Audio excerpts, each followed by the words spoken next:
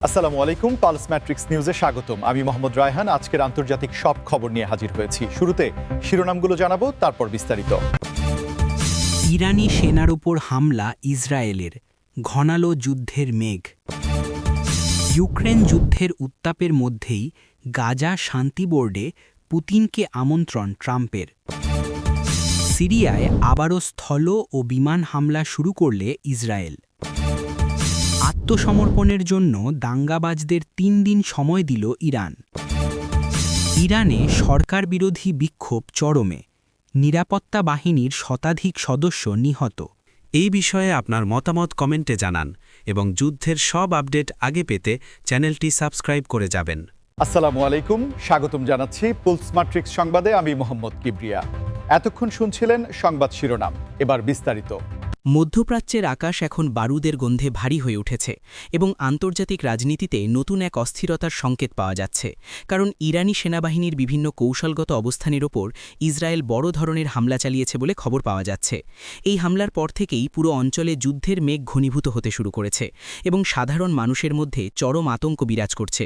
আপনারা জানেন যে দীর্ঘদিন ধরেই ইসরায়েল এবং ইরানের মধ্যে এক ধরনের ছায়াযুদ্ধ চলছিল, কিন্তু এবারের এই সরাসরি আক্রমণ পরিস্থিতিকে এক ভিন্ন মাত্রায় নিয়ে যাচ্ছে, যেখানে কূটনৈতিক আলোচনার পথ প্রায় বন্ধ হয়ে আসছে বলে মনে করছেন অনেক আন্তর্জাতিক বিশ্লেষক।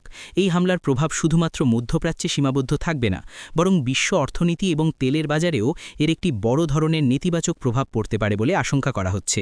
বিশেষজ্ঞরা বলছেন যে ইরান যদি এই হামলার পাল্টা জবাব দেয়, তবে তা একটি পূর্ণাঙ্গ আঞ্চলিক যুদ্ধে রূপ নিতে পারে, যা বিশ্ব শান্তির জন্য চরম হুমকি হয়ে দাঁড়াবে। আপনারা যারা এই ভিডিওটি দেখছেন তারা অবশ্যই আমাদের কমেন্ট বক্সে জানান যে আপনাদের মতে এই সংঘাত কি তৃতীয় বিশ্বযুদ্ধের দিকে মোড় নিতে পারে কিনা। ইসরায়েলের পক্ষ থেকে দাবি করা হয়েছে যে তাদের এই অভিযানটি ছিল আত্মরক্ষামূলক এবং ইরানের ক্রমবর্ধমান সামরিক সক্ষমতাকে খর্ব করাই ছিল তাদের মূল লক্ষ্য। অন্যদিকে ইরানের রাষ্ট্রীয় গণমাধ্যমগুলো এই হামলার ক্ষয়ক্ষতি সম্পর্কে খুব একটা বিস্তারিত তথ্য দেয়নি, তবে তারা কঠোর হুঁশিয়ারি দিয়েছে যে সঠিক সময়ে তারা এর দাঁতকাঙা জবাব দেবে। এই উত্তেজনার মাঝে মার্কিন যুক্তরাষ্ট্র এবং ইউরোপীয় ইউনিয়ন উভয় পক্ষকেই সংযত থাকার আহ্বান জানিয়েছে, কিন্তু বর্তমান বাস্তবতায় সেই আহ্বান কতটা কার্যকর হবে তা নিয়ে বড় ধরনের প্রশ্ন রয়ে গেছে। যুদ্ধের এই দামামা যখন বাজছে তখন সাধারণ মানুষ শান্তি চায়, কিন্তু ভূ রাজনীতির জটিল সমীকরণে সাধারণ মানুষের ইচ্ছা প্রায়ই উপেক্ষিত থেকে যায়। আপনারা যারা নিয়মিত আমাদের খবরাখবর দেখেন তারা জানেন যে আমরা সব সময় নিরপেক্ষভাবে তথ্য উপস্থাপন করার চেষ্টা করি। তাই এই পরিস্থিতির প্রতি মুহূর্তের আপডেট পেতে আমাদের চ্যানেলটি সাবস্ক্রাইব করে নোটিফিকেশন বেলটি অন করে রাখুন, যাতে কোনো গুরুত্বপূর্ণ খবর আপনাদের মিস না হয়। একটি দেশ যখন অন্য একটি দেশের সার্বভৌমত্বের ওপর আঘাত হানে, তখন আন্তর্জাতিক আইন এবং জাতিসংঘের ভূমিকা নিয়েও প্রশ্ন ওঠে, এবং বর্তমান পরিস্থিতিতে জাতিসংঘ আসলে কতটা কার্যকর ভূমিকা পালন করতে পারবে তা নিয়ে বিশ্বজুড়ে বিতর্ক শুরু হয়েছে। ইউক্রেন যুদ্ধের উত্তাপ যখন সারা বিশ্বকে তটস্থ করে রেখেছে, ঠিক তখনই আন্তর্জাতিক রাজনীতিতে একটি বড় ধরনের মোড় পরিবর্তন লক্ষ্য করা যাচ্ছে, যেখানে গাজা ইস্যুতে রাশিয়ার প্রেসিডেন্ট ভ্লাদিমির পুতিনকে তথাকথিত শান্তি বোর্ডে আমন্ত্রণ জানিয়েছেন সাবেক মার্কিন প্রেসিডেন্ট ডোনাল্ড ট্রাম্প। ট্রাম্পের এই পদক্ষেপটি অনেককেই অবাক করেছে, কারণ ইউক্রেন ইস্যুতে আমেরিকা এবং রাশিয়ার সম্পর্ক এখন ইতিহাসের সর্বনিম্ন পর্যায়ে রয়েছে। ট্রাম্প মনে করছেন যে মধ্যপ্রাচ্যে দীর্ঘমেয়াদী শান্তি ফিরিয়ে আনতে পুতিনের মতো একজন প্রভাবশালী নেতার অংশগ্রহণ অপরিহার্য, এবং এই আমন্ত্রণের মাধ্যমে তিনি হয়তো বিশ্ববাসীকে একটি বার্তা দিতে চাচ্ছেন যে বড় ধরনের সংকট সমাধানে পুরনো শত্রুতা ভুলে নতুন মেরুকরণ প্রয়োজন। গাজা উপত্যকায় যে মানবিক সংকট চলছে তা নিরসনে পুতিন এবং ট্রাম্পের এই সম্ভাব্য জোট বিশ্ব রাজনীতির সমীকরণ পুরোপুরি বদলে দিতে পারে বলে ধারণা করা হচ্ছে। তবে এই আমন্ত্রণটি ইউক্রেন যুদ্ধের প্রেক্ষাপটে কতটা বাস্তবসম্মত তা নিয়ে অনেক প্রশ্ন রয়েছে, কারণ ন্যাটো এবং ইউক্রেন হয়তো একে ভালোভাবে দেখবে না। ট্রাম্পের এই রাজনৈতিক চালটি কি আগামী মার্কিন নির্বাচনে তার অবস্থান শক্ত করার জন্য, নাকি সত্যিই তিনি বিশ্বশান্তি চান তা নিয়ে এখন চুলচেরা বিশ্লেষণ চলছে। আপনারা এই বিষয়ে কি ভাবছেন? পুতিন কি ট্রাম্পের এই আমন্ত্রণে সাড়া দিয়ে গাজা শান্তি আলোচনায় অংশ নেবেন? আপনাদের মতামত আমাদের লিখে জানান, কারণ আপনাদের মতামত আমাদের জন্য অত্যন্ত মূল্যবান। গাজা পরিস্থিতি বর্তমানে এমন এক পর্যায়ে পৌঁছেছে যেখানে শুধুমাত্র আঞ্চলিক শক্তিগুলো সমাধান করতে পারছে না, এবং এখানে রাশিয়া ও আমেরিকার মতো পরাশক্তিগুলোর প্রত্যক্ষ হস্তক্ষেপ হয়তো একটি স্থায়ী সমাধানের পথ দেখাতে পারে। কিন্তু এই প্রক্রিয়ায় ফিলিস্তিনি জনগণের আকাঙ্ক্ষা এবং ইসরায়েলের নিরাপত্তা উদ্বেগ কিভাবে সমন্বয় করা হবে তা হবে সবচেয়ে বড় চ্যালেঞ্জ। এই সংবাদটি বিশ্বজুড়ে ব্যাপক আলোচনার জন্ম দিয়েছে এবং অনেক বিশ্লেষক বলছেন যে এটি হয়তো একটি নতুন বিশ্ব ব্যবস্থার সূচনা হতে পারে, যেখানে প্রথাগত জোটগুলোর বাইরে গিয়ে নতুন ধরনের কূটনৈতিক সম্পর্ক গড়ে উঠবে। আপনারা যারা ভিডিওটি পছন্দ করছেন তারা অবশ্যই একটি লাইক দিন, কারণ আপনাদের একটি লাইক আমাদের এই ধরনের তথ্যবহুল ভিডিও তৈরিতে অনেক বেশি উৎসাহিত করে। ট্রাম্প এবং পুতিনের এই সম্ভাব্য বৈঠক যদি সত্যিই সফল হয়, তবে তা হবে একবিংশ শতাব্দীর সবচেয়ে বড় কূটনৈতিক চমক, যা সারা বিশ্বের রাজনীতিতে এক নতুন দিগন্ত উন্মোচন করবে।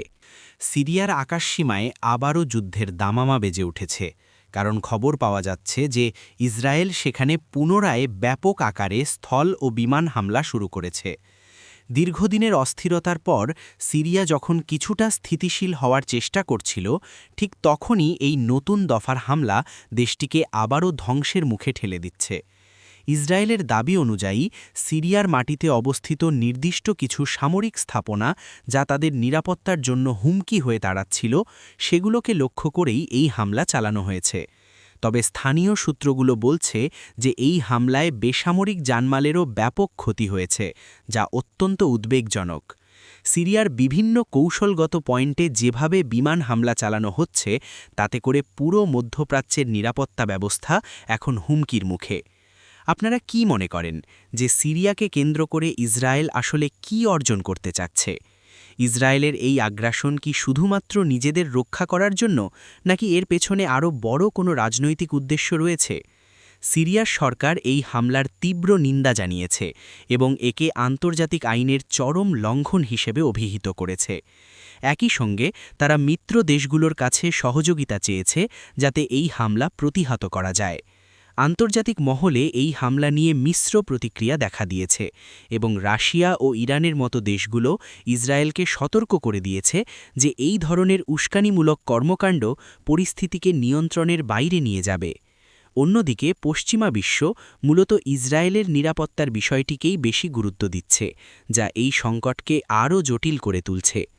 সিরিয়ার সাধারণ মানুষ, যারা বছরের পর বছর ধরে যুদ্ধের ভয়াবহতা সহ্য করে আসছে, তারা এখন আবারও এক অনিশ্চিত ভবিষ্যতের দিকে এগিয়ে যাচ্ছে। এই হামলার ফলে নতুন করে শরণার্থী সমস্যার সৃষ্টি হতে পারে, যা পার্শ্ববর্তী দেশগুলোর উপরও বাড়তি চাপ তৈরি করবে। আপনারা আমাদের চ্যানেলটি ফলো করে রাখুন, কারণ সিরিয়া এবং ইসরায়েলের এই সংঘাতের প্রতিটি আপডেট আমরা আপনাদের সামনে নিয়ে আসব।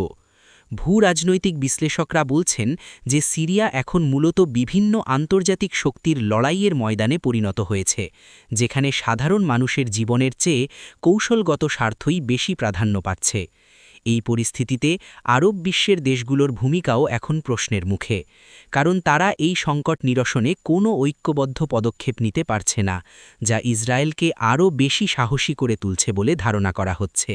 ইরানের অভ্যন্তরীণ পরিস্থিতিতে এখন এক চরম অস্থিরতা বিরাজ করছে এবং সরকার বিরোধী বিক্ষোভ দমনে দেশটির প্রশাসন কঠোর অবস্থান গ্রহণ করেছে, যেখানে দাঙ্গাবাজ হিসেবে অভিহিত ব্যক্তিদের আত্মসমর্পণের জন্য মাত্র ৩ দিনের আল্টিমেটাম দেওয়া হয়েছে। এই ঘোষণার পর থেকে দেশ জুড়ে এক থমথমে পরিস্থিতি বিরাজ করছে এবং সাধারণ মানুষের মধ্যে উদ্বেগ বাড়ছে যে এই নির্দিষ্ট সময়ের পর সরকার হয়তো আরও বড় ধরনের সামরিক শক্তি প্রয়োগ করতে পারে।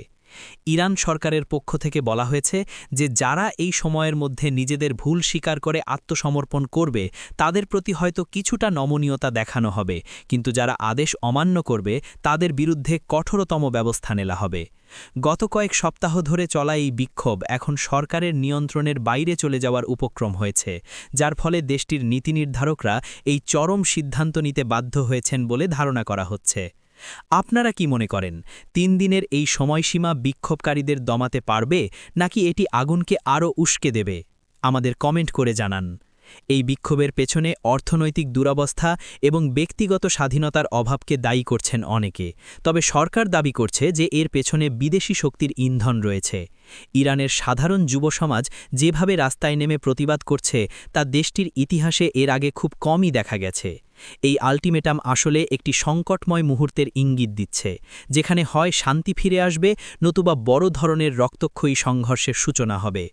আন্তর্জাতিক মানবাধিকার সংস্থাগুলো ইরানের এই সিদ্ধান্তের তীব্র সমালোচনা করেছে এবং বিক্ষোভকারীদের জীবন রক্ষার দাবি জানিয়েছে। তারা বলছে যে আলোচনার মাধ্যমে সমস্যার সমাধান না করে এভাবে বল প্রয়োগের হুমকি পরিস্থিতিকে আরও ভয়াবহ করে তুলবে। আপনারা যারা এই ভিডিওটি দেখছেন তারা আমাদের চ্যানেলটি সাবস্ক্রাইব করে রাখুন, যাতে পরবর্তী 3 দিনে ইরানে কি ঘটতে যাচ্ছে তার আপডেট দ্রুত পেতে পারেন। ইরানি জনগণের এই সাহস এবং সরকারের কঠোর অবস্থান এখন বিশ্ব গণমাধ্যমের প্রধান শিরোনামে পরিণত হয়েছে এবং সবাই অত্যন্ত গুরুত্বের সাথে পর্যবেক্ষণ করছে যে শেষ পর্যন্ত ইরান কোন দিকে মোড় নেয়, কারণ এর প্রভাব পুরো মুসলিম বিশ্বের ওপর পড়ার সম্ভাবনা রয়েছে। ইরানের রাজপথ এখন স্লোগানে স্লোগানে উত্তাল এবং সরকার বিরোধী বিক্ষোভ এমন এক চরম পর্যায়ে পৌঁছেছে যা আগে কল্পনাও করা যায়নি। এবং এই উত্তেজনার মধ্যেই খবর পাওয়া যাচ্ছে যে নিরাপত্তা বাহিনীর শতাধিক সদস্য বিক্ষোভকারীদের সাথে সংঘর্ষে নিহত হয়েছেন। এই তথ্যটি দেশটির বর্তমান পরিস্থিতির ভয়াবহতা স্পষ্ট করে দেয়, যেখানে সাধারণ মানুষ এবং আইনশৃঙ্খলা রক্ষাকারী বাহিনী সরাসরি মুখোমুখি অবস্থানে দাঁড়িয়ে আছে। বিক্ষোভকারীরা এখন আর শুধু সংস্কার নয়, বরং শাসনের আমূল পরিবর্তন চাচ্ছে, যার ফলে সংঘর্ষের তীব্রতা দিন দিন বাড়ছে। ইরানের বিভিন্ন বড় শহরে ইন্টারনেট সেবা সীমিত করে দেওয়া হয়েছে এবং গণমাধ্যমের উপর কঠোর নিয়ন্ত্রণ আরোপ করা হয়েছে, যাতে করে ভেতরের প্রকৃত চিত্র বাইরে আসতে না পারে। তবে বিভিন্ন সামাজিক যোগাযোগ মাধ্যমে ছড়িয়ে পড়া ভিডিওগুলো দেশটির অস্থিরতার এক ভয়াবহ চিত্র তুলে ধরছে। এই যে নিরাপত্তা বাহিনীর এত সংখ্যক সদস্যের প্রাণহানি ঘটল, তা প্রমাণ করে যে বিক্ষোভকারীরা এবার কতটা মরিয়া এবং তারা পিছু হটতে রাজি নয়। আপনারা আমাদের এই ভিডিওটি লাইক দিয়ে আমাদের সাথে থাকুন, কারণ আপনাদের সমর্থন আমাদের এই কঠিন সময়ে সঠিক সংবাদ পৌঁছে দিতে সাহস যোগায়। ইরানের এই অস্থিরতা শুধুমাত্র তাদের অভ্যন্তরীণ বিষয় হয়ে থাকেনি, বরং এটি এখন একটি বৈশ্বিক রাজনৈতিক ইস্যুতে পরিণত হয়েছে। অনেক দেশ ইরানের এই বিক্ষোভকে সমর্থন দিচ্ছে, আবার কেউ কেউ একে অভ্যন্তরীণ বিষয়ে হস্তক্ষেপ বলে সমালোচনা করছে। নিরাপত্তা বাহিনীর এত সদস্যের মৃত্যুর পর সরকার হয়তো আরও কঠোর পদক্ষেপ নেবে, যা পরিস্থিতিকে গৃহযুদ্ধের দিকে ঠেলে দিতে পারে বলে অনেক বিশেষজ্ঞ আশঙ্কা প্রকাশ করছেন। এই মুহূর্তে ইরানের সাধারণ মানুষের জীবনযাত্রা স্থবির হয়ে পড়েছে এবং নিত্যপণ্যের দাম আকাশচুম্বী হয়ে যাওয়ায় সাধারণ মানুষের ক্ষোভ আরও বাড়ছে। ইরানের এই আন্দোলনটি আসলে একটি গভীর সামাজিক ও রাজনৈতিক সংকটের বহিঃপ্রকাশ, যা দীর্ঘদিনের পুঞ্জীভূত ক্ষোভের ফল।